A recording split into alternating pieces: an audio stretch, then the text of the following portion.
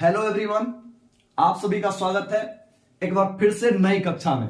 और इससे पहले बच्चों हमने बिलियन के भौतिक सांद्रण, कहेंगे सर बिलियन के सांद्रण के भौतिक इकाई को देखा।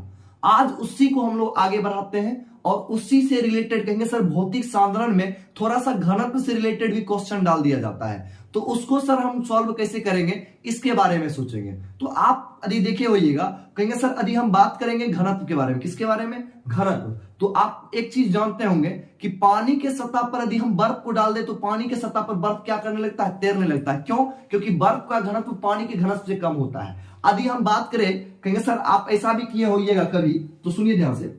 जैसे मान लीजिए कि आपका ये कोई क्या है, कंटेनर है, कोई पात्र है, जिस पात्र में बच्चों क्या रखा हुआ है? कहेंगे सर इसमें पानी रखा हुआ है, इसमें आप ऑयल डाल देते होंगे। तो ऑयल क्या करता होगा? कहेंगे सर आपका जो तेल है ना वो पानी के सतह पर तैरता होगा। ऐसा क्यों? कहेंगे सर ऐसा जो है ना ये घनत्व के कारण होता है। किसके कारण होता है? Because of its density. कहेंगे सर यहां पर जो तैरेगा ना उसका घनत्व अधिक होता है और जिस पर तैरेगा उसका घनत्व क्या होगा, है ना? कहेंगे सर देखिए जिसका जो तैरता है उसका घनत्व कम और जिस पे तैरता है उसका घनत्व अधिक। यहाँ पानी का घनत्व अधिक होगा और जो तेल फ्लोट करेगा उसका घनत्व क्या होगा?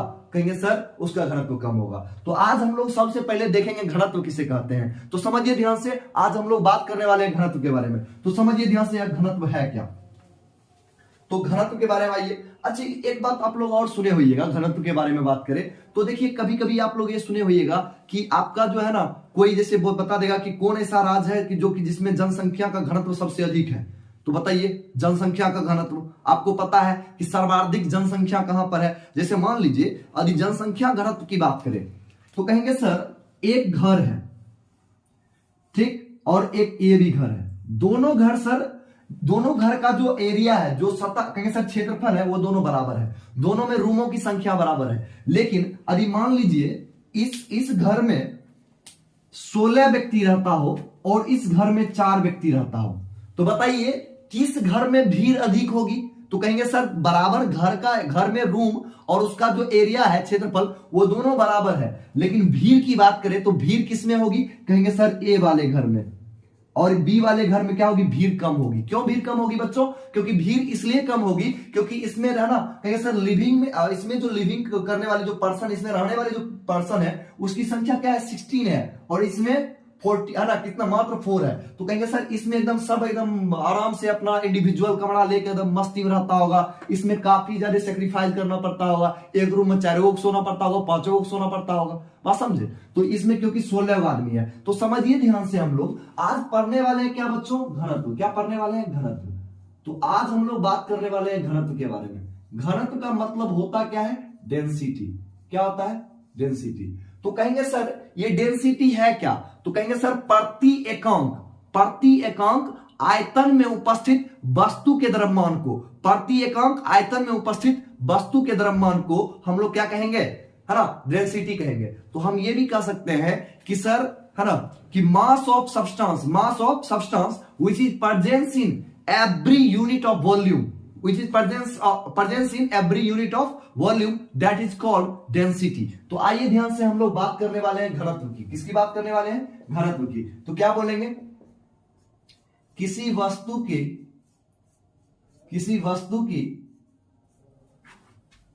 प्रति एकांक आयतन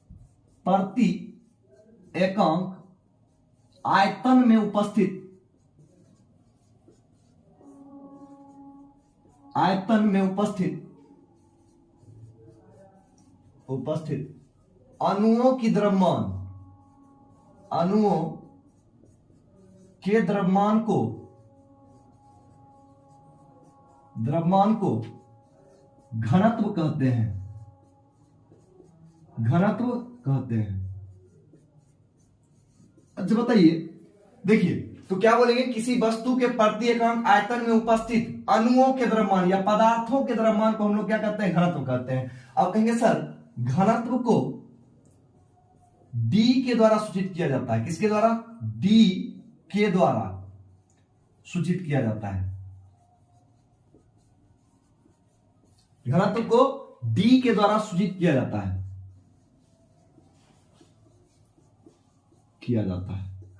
तो देखिए एक बार बताइए, यदि हम बात करें कहेंगे सर ये ग्लास है, इस ग्लास में यदि मान लीजिए हम यहां तक पानी भर दिए हैं और उसके ऊपर से हम क्या किए हैं, ऑयल दे दिए, मतलब तेल दे दिए, तो तेल क्या करेगा, फ्लोट करेगा। क्या करेगा, फ्लोट करेगा। क्यों फ्लोट, मतलब क्या, तैरेगा। क्यों तैरेगा, क्योंकि सर पानी के सतह पर तेल इसलिए तैरेगा क्योंकि पानी का घनत्व क्या है, अधिक है, और तेल का घनत्व क्या होगा, कम होगा। तो कम जिसका घनत्व रहेगा वो ऊपर, और जिसका घनत्व अधिक रहेगा वो नीचे। तो समझिए ध्यान से, हम कहेंगे सर यहां से हम घनत्व का एक डेफिनेशन के साथ साथ यहां से हम क्या करेंगे, घनत्व का एक फॉर्मूला निकाल सकते हैं। क्या होगा घनत्व का फॉर्मूला, क्योंकि हम क्या बोले हैं, किसी वस्तु के प्रति एकांक आयतन में उपस्थित अणुओं के द्रव्यमान को क्या बोलते हैं, घनत्व कहते हैं, जिसे किसके द्वारा सूचित किया जाता है, डी के द्वारा। तो कहेंगे सर घनत्व, तो घनत्व बराबर क्या हो जाएगा, कहेंगे सर घनत्व का फॉर्मूला जो हो जाएगा वो हो जाएगा द्रव्यमान बाय आयतन, द्रव्यमान बाय आयतन। तो देखिए इसको हम कह सकते हैं कि सर मास अपॉन वॉल्यूम, क्या कह सकते हैं, मास अपॉन वॉल्यूम। ये किसका हो गया, तो हम कहेंगे सर यहां से एक चीज हमको समझ में आएगा, यदि मान लीजिए हमको क्या करना है, यदि घनत्व दिया हुआ है, घनत्व बराबर क्या होता है, द्रव्यमान बटे आयतन। यदि मान लीजिए हमको आयतन निकालना रहे, क्या निकालना रहे, आयतन, तो आयतन बराबर क्या हो जाएगा, क्रॉस मल्टीप्लीकेशन करेंगे तो द्रव्यमान बटे घनत्व, द्रव्यमान बाय घनत्व। तो कहेंगे सर द्रव्यमान और घनत्व के अनुपात को हम लोग क्या कहेंगे, आयतन कहेंगे। कोई दिक्कत। उसी प्रकार आपका समझिएगा ध्यान से, यहां पर कहेंगे सर यदि मान लीजिए हमको द्रव्यमान निकालना रहे तो द्रव्यमान इज इक्वल टू क्या हो जाएगा, कहेंगे सर द्रव्यमान इज इक्वल टू क्या हो जाएगा आपका, कहेंगे सर आपका आयतन इंटू घनत्व, आयतन इंटू घनत्व, आयतन इंटू घनत्व। कोई दिक्कत। तो देखिए ध्यान से, यहां पर यहां तक यदि हम बात करें तो कहेंगे सर घनत्व बराबर क्या हो जाता है, द्रव्यमान बटे आयतन, मास अपॉन वॉल्यूम। तो कहेंगे सर यहां से आयतन बराबर क्या हो जाएगा, द्रव्यमान बटे घनत्व। लेकिन जब हमको द्रव्यमान निकालना रहे तो द्रव्यमान इज इक्वल टू क्या हो जाएगा, आयतन इंटू घनत्व। तो आइए साथ साथ इसके बच्चों हम लोग किसकी बात कर रहे हैं, इसका शॉर्ट फॉर्म यदि हम लिखे तो क्या हो जाएगा, D is equal to M by V, D is equal to M by V. तो अरे देखिए यहां पर बात करें तो डी इक्वल टू क्या होगा, एम बाय वी। तो देखिए यहां पर कहेंगे sir D equal to M by V, तो एम का क्या होगा, एसआई मात्रक। यदि हम एसआई मात्रक की बात करें तो ऊपर में दे दीजिए KG by metre cube, KG by metre cube. तो हम इसको लिखना चाहे तो क्या लिख सकते हैं, केजी इनवर्स मीटर क्यूब। वहीं यदि हम सीजीएस मात्रक की बात करें तो आप क्या दे दीजिए, ग्राम बटे सेंटीमीटर क्यूब। तो इसको हम लिखना चाहे तो क्या हो जाएगा, ग्राम पर सेंटीमीटर क्यूब, ग्राम पर सेंटीमीटर क्यूब। ये आपका एसआई मात्रक हो गया और ये क्या हो गया, सीजीएस मात्रक। तो बच्चों इससे संबंधित बहुत सारे क्वेश्चन आपको मिलेंगे। ऐसा होगा कि कई बार क्वेश्चन में क्या होगा, क्वेश्चन में है ना आपका कहेंगे सर घनत्व दे देगा, आयतन दे देगा और आपको पूछेगा द्रव्यमान, तो आप द्रव्यमान नहीं निकाल दीजिएगा, आप द्रव्यमान निकाल दीजिएगा, क्योंकि आप लोग जानते हैं कि डेंसिटी इज इक्वल टू क्या होता है, मास अपॉन वॉल्यूम। तो वहीं यदि हम बात करें, यदि हमको मास निकालना रहे तो हम क्या लिख सकते हैं, mass is equal to volume into density, volume into density. तो इससे रिलेटेड बच्चों हम लोग क्वेश्चन देखेंगे। आइए हम लोग क्वेश्चन को देखते हैं। तो अब हम लोग क्वेश्चन को देखेंगे, है ना। तो चलिए बच्चों, इससे पहले हम देखिए बताए थे आपको न्यूमेरिकल करने के बारे में, तो आइए हम लोग देखते हैं न्यूमेरिकल को।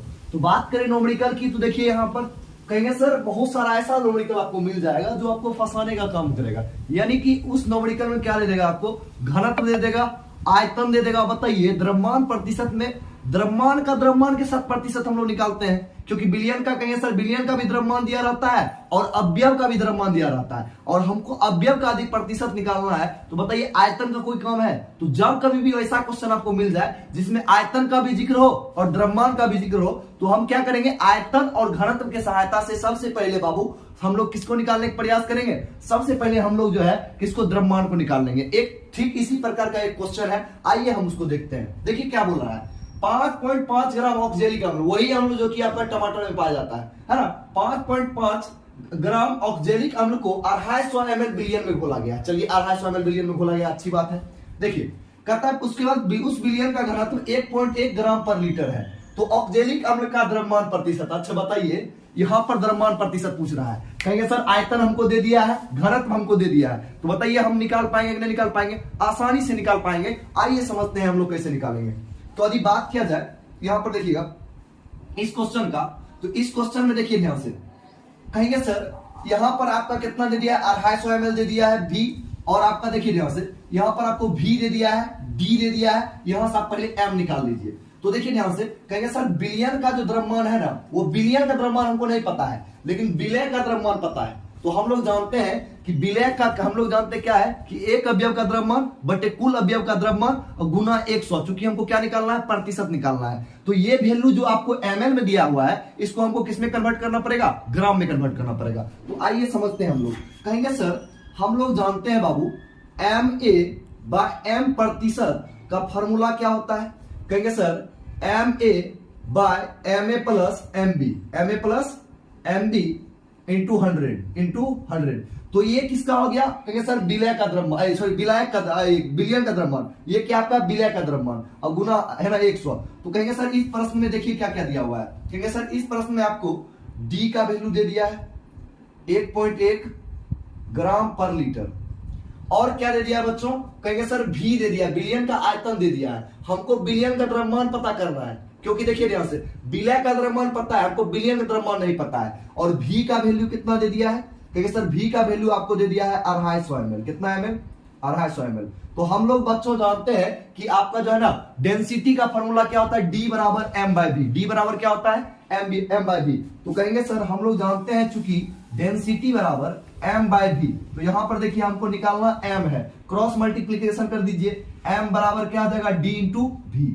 तो देखिए ध्यान से, आपका जो ये m है, कहेंगे सर ma प्लस mb किसके बराबर है, m के बराबर है। किसके बराबर, m के बराबर। तो यहां पर देखिएगा, यदि हम बात करें इसका, तो कहेंगे सर यहां पर दिया हुआ 1.1 गुना 2.5 करते, सॉरी 250 ml, ये आपका हो गया। तो कहेंगे सर 250 ml और 1.1 इसको गुना करेंगे तो m के बराबर आ जाएगा। तो इसलिए अब इस फार्मूला में इसका मान रखते हैं। तो कहेंगे सर ma का मान हमको पता है, और आपको क्या पता है, ma प्लस mb का मान पता है ना। तो कहता है कि सर अब हमको ma, देखिए ma का मान कितना दिया हुआ है बच्चों, यहाँ पर 5.5 ग्राम। तो यहाँ पर लिखिए 5.5 ग्राम, और ma प्लस mb मतलब बिलियन का द्रव्यमान कितना है, कहेंगे सर 1.1 गुना है ना 250 ml। अब हमको इसका निकालना है प्रतिशत चूंकि, तो हम क्या लिखेंगे, ma/m प्रतिशत इज इक्वल टू 5.5 बटे 1.1 गुना 250 गुना 100। चलिए, तो ये आपका दशमलव से दशमलव कैंसिल आउट हो जाएगा, 0 से 0 खत्म कर दीजिए, 11 पचे 55 हो गया 5 बार में, और उसके बाद 5 25, फिर इसको यहां से काटिए। तो कहेंगे सर यहां जो ma/m प्रतिशत आएगा, मतलब ऑक्जेलिक अम्ल का जो द्रव्यमान प्रतिशत आएगा बच्चों, वो कितना हो जाएगा आपका 2%।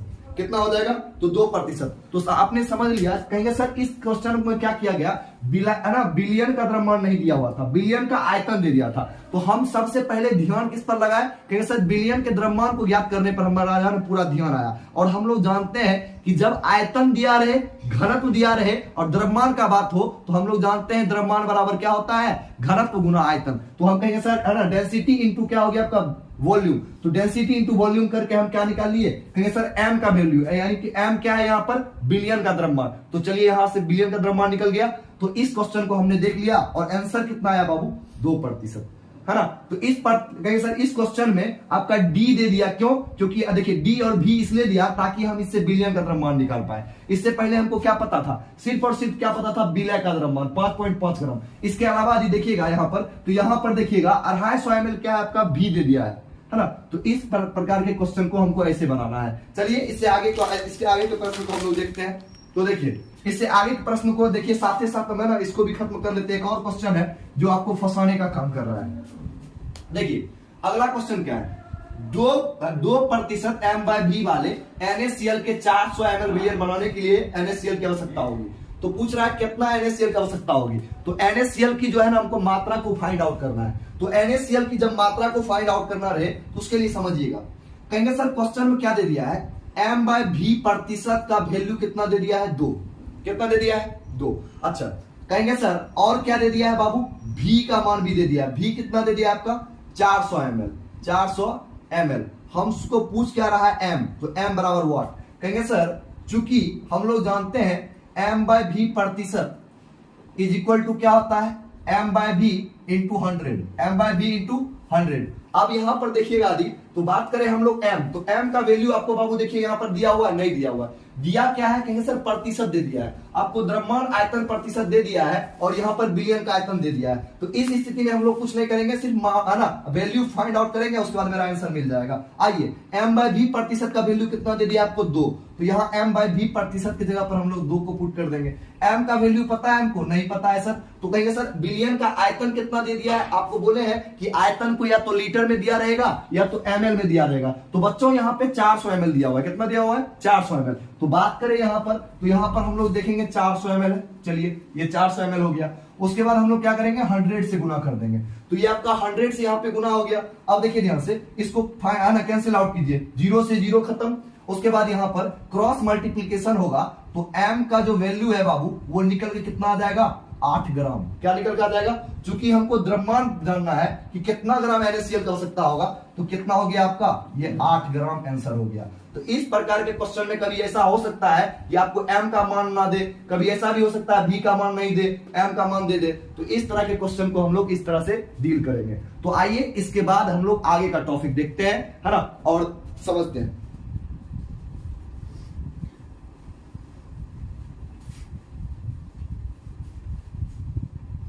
देखिए अब हमको पढ़ना क्या है, कहेंगे सर भौतिक सांद्रता की, है ना, अंतिम इकाई जिसे कहते हैं हम लोग, उसे क्या कहते हैं बाबू पार्ट्स पर मिलियन। क्या कहते हैं पार्ट्स पर मिलियन।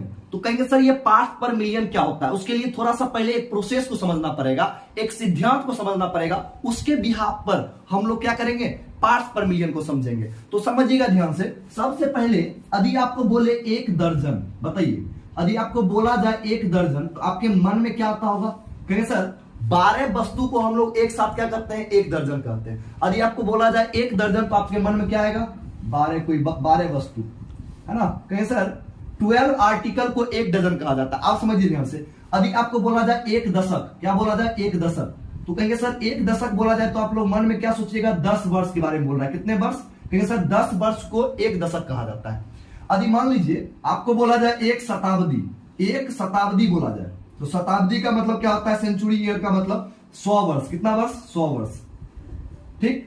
तो कहेंगे सर दर्जन पे बोलते ही आपके मन में क्या आया, एक विचारधारा आया कि 12 वस्तु या 12 कोई वस्तु या कोई चीज को एक साथ हम लोग क्या करते हैं 1 दर्जन कहते हैं। उसी प्रकार 1 दशक की बात करें तो 10 वर्ष को हम लोग क्या करते हैं 1 दशक कहते हैं। कहेंगे यदि आप बात करें शताब्दी, तो शताब्दी को हम लोग क्या करते हैं 100 वर्ष कहते हैं। कहेंगे सर आप पढ़ाना क्या चाहते हैं, अभी तो ये सब जान रहे हैं हम लोग। आप देखिए ध्यान से, इसके अलावा यदि बात हो 1 मोल का, किसका बात हो 1 मोल का, तो 1 मोल का हम लोग क्या करते हैं 6.022 इंटू 10⁻23।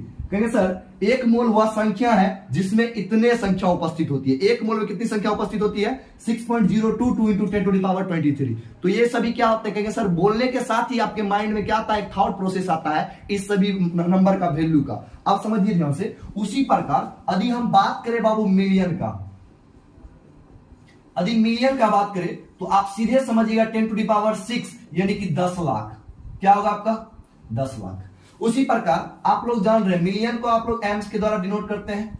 कहेंगे सर यदि वही बात करें बिलियन का, तो बिलियन का वैल्यू क्या हो जाएगा 10⁹।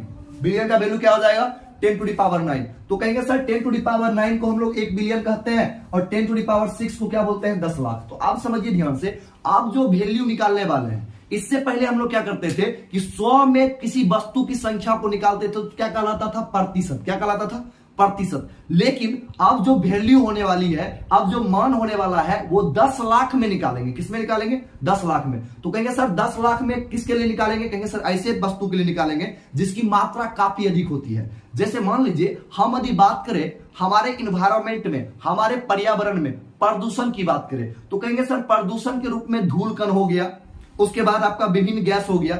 इस सब की मात्रा किसमें है, कहेंगे सर बहुत अधिक है। और बहुत अधिक होने के कारण बच्चों हम लोग इसका मात्रा को जो है ना हम लोग किसके द्वारा फाइंड आउट करते हैं, कहेंगे सर पार्ट्स पर मिलियन के द्वारा। तो आपको जो ये समझाने का प्रयास कर रहे थे कि बताइए 1 दर्जन में निकालेंगे, वायुमंडल में जो गैस की मात्रा है या धूल कण की मात्रा है उसको हम दर्जन में नहीं ज्ञात करते हैं।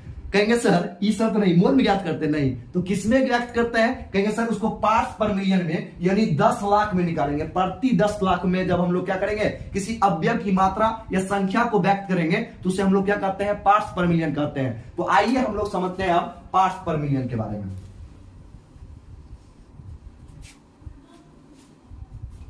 देखिए बच्चों, पार्ट्स पर बिलियन, पहले आप समझिएगा ध्यान से, पहले हेडिंग दे लेते हैं हम, पार्ट्स पर मिलियन।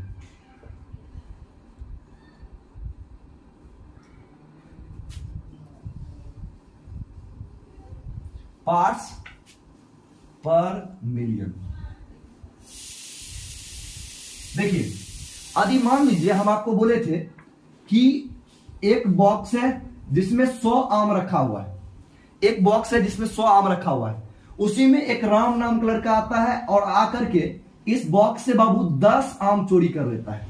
तो कहेंगे सर 100 में यदि 10 आम की चोरी हुई तो इसने कितने प्रतिशत का चोरी कर लिया? कहेंगे सर 10% का।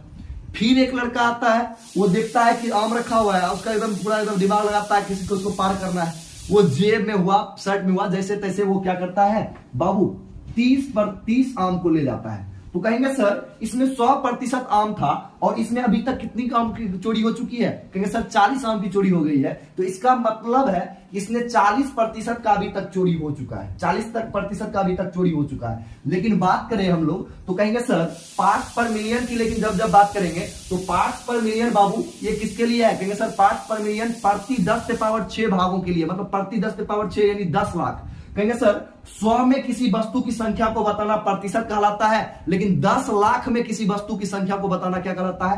पार्ट्स पर मिलियन कहता है। तो देखिए ध्यान से, पार्ट्स पर मिलियन के बारे में हम लोग देखते हैं। तो क्या बोलेंगे? किसी बिलियन के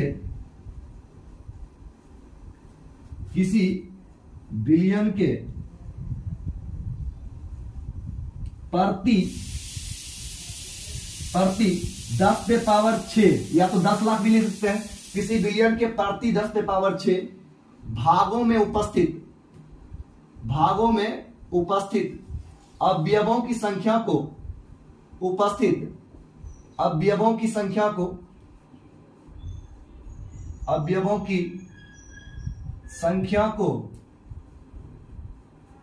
पार्ट्स पर मिलियन कहते हैं। पार्ट्स पर मिलियन कहते हैं। पार्ट्स पर मिलियन कहते हैं। तो देखिए किसी बिलियन के प्रति 10⁻6 भागों में उपस्थित अवयवों के संख्या को पार्ट्स पर मिलियन कहते हैं। देखिए ध्यान से, और कहेंगे सर पार्ट्स पर मिलियन, देखिए पीपीएम, तो कहेंगे सर पार्ट्स पर मिलियन को पीपीएम के द्वारा सूचित किया जाता है। पार्ट्स पर मिलियन को पीपीएम के द्वारा सूचित किया जाता है। पीपीएम के द्वारा सूचित किया जाता है। पार्ट्स पर मिलियन है ना, क्या बोले आपको बच्चों कि पार्ट्स पर मिलियन को पीपीएम के द्वारा सूचित किया जाता है। यदि हम लोग बात करें पीपीएम के बारे में, यदि हम लोग किसके बारे में बात किया जाए, कहें सर पीपीएम के बारे में बात किया जाए तो पीपीएम क्या है? क्या बोले किसी बिलियन के प्रति 10⁻6 भागों में उपस्थित अवयवों की संख्या को हम लोग क्या कहते हैं? पार्ट्स पर मिलियन कहते हैं। अब देखिए पीपीएम का जो फॉर्मूला बनेगा बच्चों, यहां से ये पीपीएम का फॉर्मूला आप लोग समझिएगा ध्यान से। कहेंगे सर हम लिख सकते हैं एक अवयव का भाग बिलियन के एक अवयव का भाग बटे कुल अवयव का भाग इंटू 100। तो देखिए क्या हुआ, पीपीएम बराबर एक अवयव का भाग बाय कुल अवयव का भाग इंटू 100। मतलब समझे, यदि मान लीजिए कि 10 लाख है ना, कहेंगे सर यदि मान लीजिए कि 10 लाख कोई वस्तु है और 10 लाख वस्तु में हम लोग क्या कर रहे हैं, कोई एक अवयव की मात्रा को व्यक्त कर रहे हैं, तो उसको हम लोग क्या कहेंगे? पीपीएम कहेंगे। क्या कहेंगे? पीपीएम। अब समझिए ध्यान से, यहां पर 100 नहीं होगा, मिस्टेक हो गया, यहां पर 10⁻6 देना है, क्योंकि यहां पर 10 लाख में हम वस्तु की संख्या निकाल रहे हैं। तो देखिए ध्यान से क्या बोलेंगे, एक अवयव का भाग बटे कुल अवयव का भाग इंटू 10⁻6। जब प्रतिशत निकालते थे बच्चों तो यहां पर हम 100 देते थे, चूंकि हमको निकालना है पार्ट्स पर मिलियन, तो पार्ट्स पर मिलियन निकालने के यहां पर कितना दे दिए? 10⁻6 दे दिए। अब समझिए ध्यान से, कहेंगे सर इस पार्ट्स पर मिलियन का उपयोग कहां पे होता है? तो हम लोग जानते हैं कि समुद्र के जल में ऑक्सीजन की मात्रा जो होगी वो बहुत कम होती है, और उसके अलावा और कहेंगे सर समुद्र के जल की जो खारापन है, जो नमकीन, आप सुनते हैं समुद्र का जल क्या होता है, नमकीन होता है ना, जिसको बोलते हैं हार्ड वाटर। क्या बोलते हैं हम लोग, हार्ड वाटर। तो समझिए ध्यान से, कहेंगे सर पीपीएम जो है ना, सबसे पहले समझिएगा पीपीएम क्या होता है। कहेंगे सर यह एक बिलियन के, कहेंगे सर अवयव के सांद्रता को बताती है, और ये इकाई विहीन होती है। क्या होती है, इसका कोई यूनिट नहीं होता है। तो क्या लिखेंगे हम लोग, यह इकाई विहीन होती है, यह इकाई विहीन होता है। इट इज यूनिटलेस, है ना, विहीन होती है, मतलब इसका कोई इकाई नहीं होता है। ठीक, और सुनिए ध्यान से, इसके अलावा यदि हम बात करें तो कहेंगे सर समुद्री जल में उपस्थित नमक की मात्रा या समुद्री जल में घुले हुए ऑक्सीजन की मात्रा, इस सब को किसके द्वारा व्यक्त किया जाता है, पीपीएम के द्वारा व्यक्त किया जाता है। यदि पीपीएम की बात हो तो क्या बोलेंगे, समुद्री जल के खारेपन। देखिए, तो कहेंगे सर समुद्री जल की खारेपन, समुद्री जल के खारेपन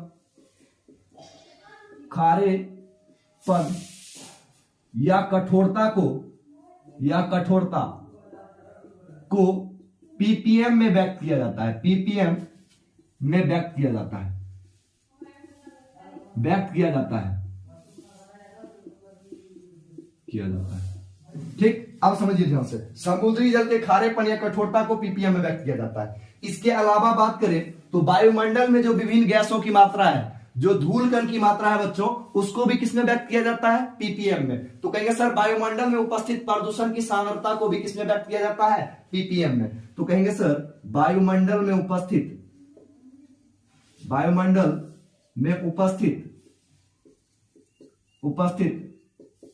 प्रदूषण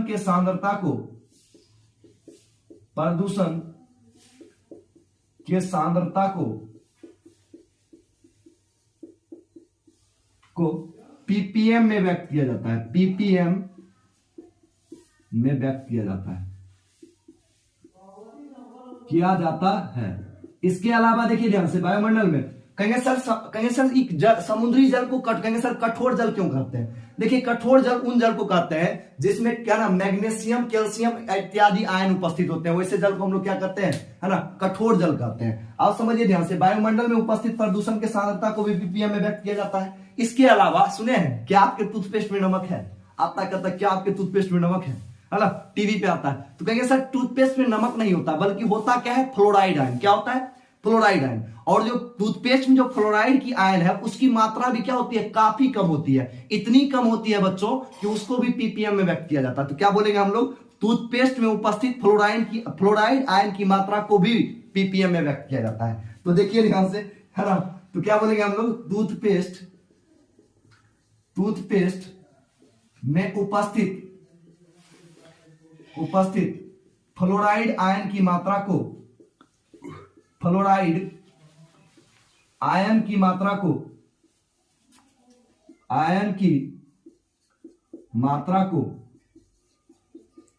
पीपीएम में व्यक्त किया जाता है, पीपीएम में व्यक्त किया जाता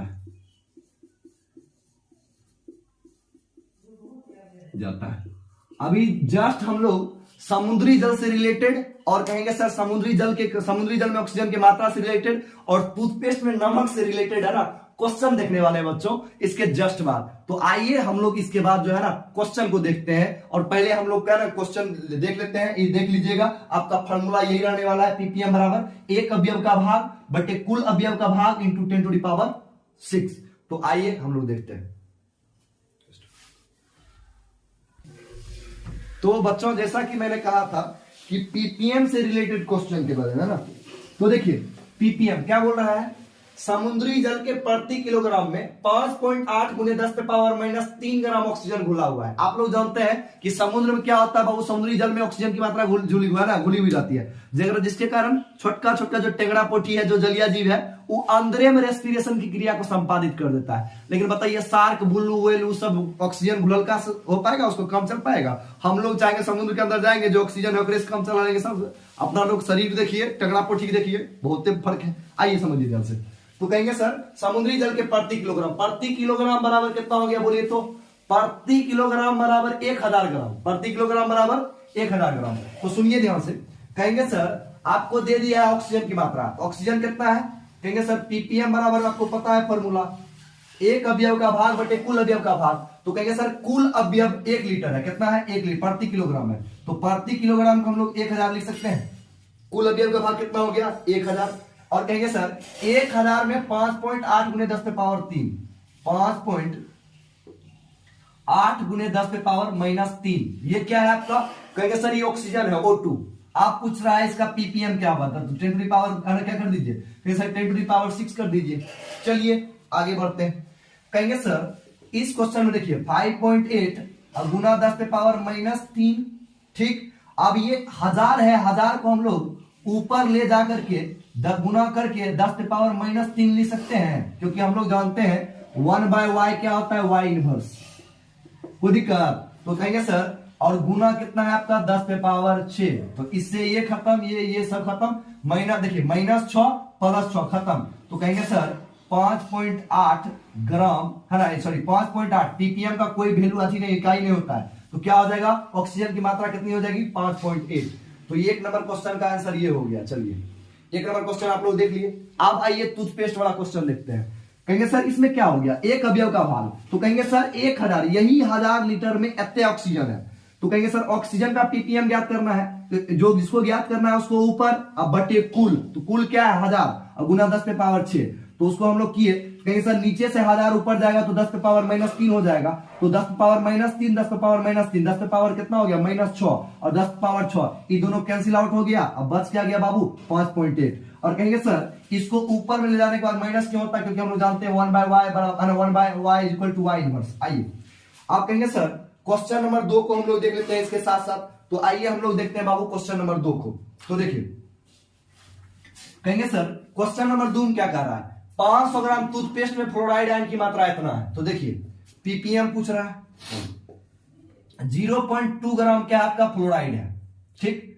अच्छा कितना में 500 ग्राम में, कितना में 500 ग्राम में, कुछ है क्वेश्चन में बताइए तो आप लोग। कहेंगे सर 10 पे पावर 6 कर दीजिए, है ना, ग्राम से ग्राम खत्म, दशमलव हटाइएगा 1 0 नीचे, तो क्या हो गया 2/5 है ना, 1000, 2/5000 गुना 10 पे पावर माइनस, देखिए 10 दुगुना क्या हो जाएगा, दुगुने 10 की पावर है ना, माइनस नहीं प्लस, दुगुने 10 पावर 6, तो कहेंगे सर 10 पे पावर 6 ये ऊपर जाएगा, तो कहेंगे सर ऊपर जैसे ही जाएगा तो 10 पे पावर -3 हो जाएगा, तो क्या हो गया आपका 2 गुना 10 के पावर -3 गुना 10 पे पावर 6, अब बट्टे नीचे में क्या हो जाएगा आपका 5, नीचे में क्या हो गया 5, क्योंकि 5 गुना 1000 हम लिख सकते थे।